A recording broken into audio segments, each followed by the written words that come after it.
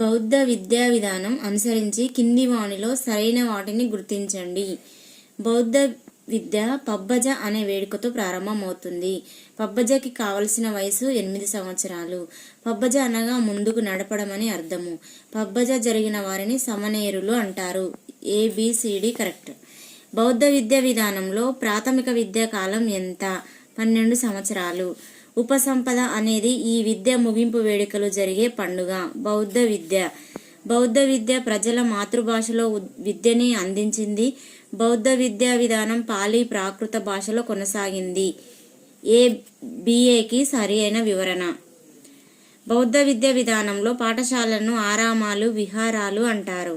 నలంద, తక్షశిల, విక్రమశిల వంటి అంతర్జాతీయ విద్యాలయాలను బౌద్ధ విద్య అందించింది. ఆయుర్వేదం, ధనుర్విద్యకు కేంద్ర స్థానం తక్షశిల విశ్వవిద్యాలయం, నలంద విశ్వవిద్యాలయం